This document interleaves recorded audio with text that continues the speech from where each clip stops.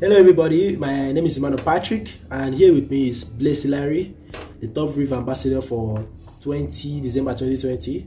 So Blaze Hilary, how are you feeling today? Hey everyone, I'm really excited right here. So we are here to talk about reefs and reef ecosystem.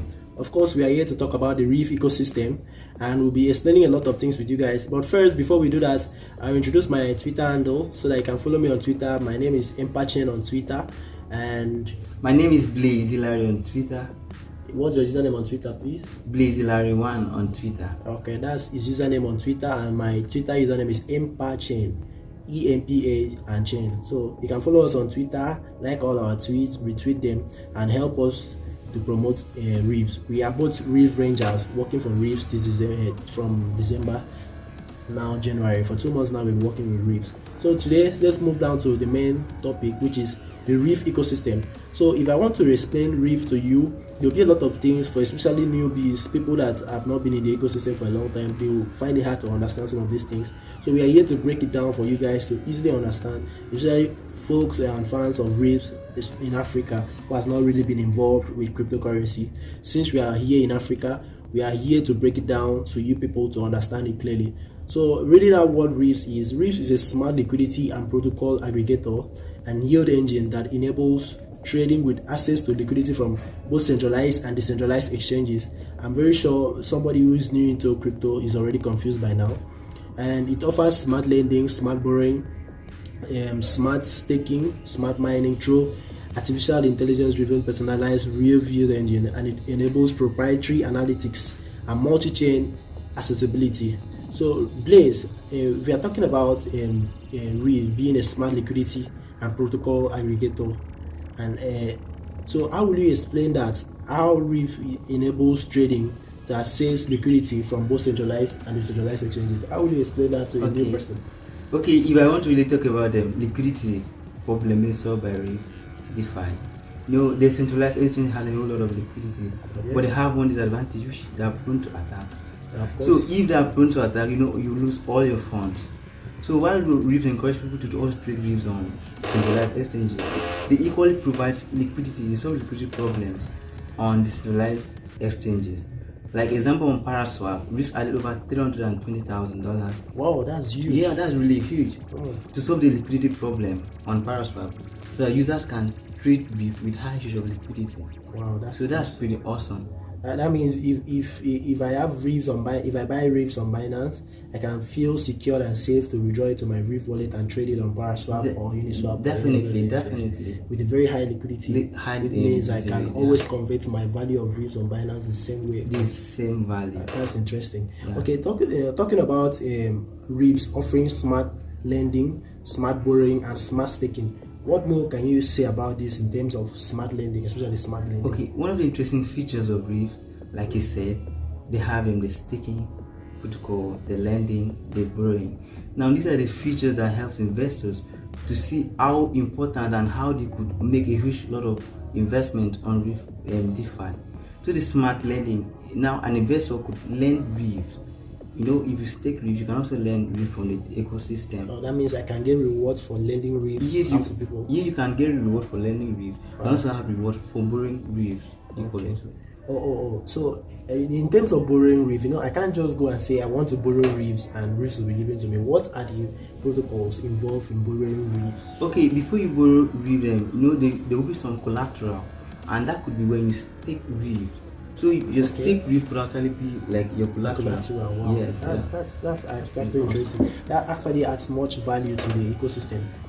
Your stake Reef being your collateral to access liquid Reef, because stake Reef are not easily liquid. Okay, I get what you mean. So it also has smart staking, where you can easily say, it seems like a whole smart blockchain, because there's smart borrowing, smart lending, and smart staking.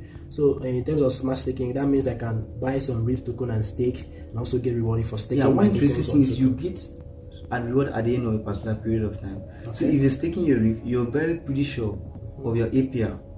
Alright, that's cool. Do you have any knowledge about their annual APR? Okay, the annual APR, since it's kind of AI driven, so you can actually choose, maybe depending on how much you want to, or they could be maximum value for your APR. Yeah, there definitely has to be. Yeah. Okay.